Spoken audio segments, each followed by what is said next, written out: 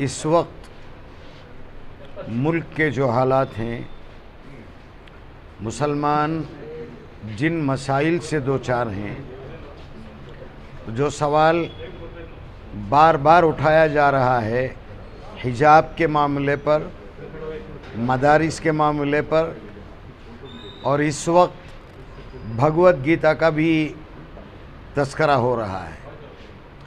मैं गुजारिश करना चाहूँगा तमाम वकला, काश के ऐसा होता पूरे वकला मिलकर उलमा से गुफ्तगू करते, हिजाब पर, पर्दे पर, ओढ़नी पर अदालत के सामने क्या पेश किया जाए।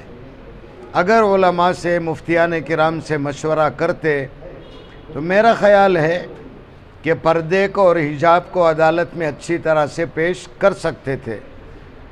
हमारी बदकिस्मती या हमारी भूल कि हमने उलमा से, मुफ्तियान किराम से राब्ता नहीं किया।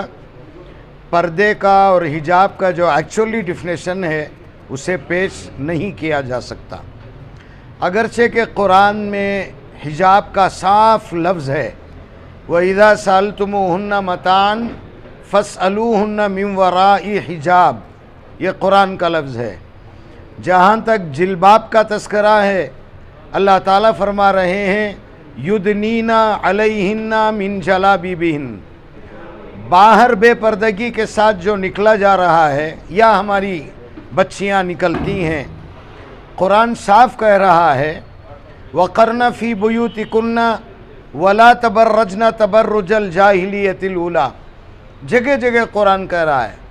अगर सही मानों में इसका डिफिनेशन दिया जाता तो मैं समझता हूँ कि ये हालात नहीं आते जो हमारे सामने आए हैं। और मेरा ज़ाती जो एहसास है और शिद्दत के साथ मेरा जो एहसास है वो बहुत माज़िरत के साथ, पता नहीं कितने लोगों को बुरा लगेगा, मेरी बात कितने लोगों को बुरी लगेगी।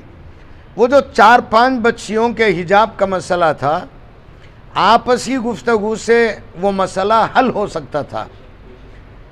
दूर अंदेशी नहीं इस्तेमाल की गई, ना आक़िबत अंदेशी कहा जा सकता है कि सीधे अदालत तक पहुंच गए।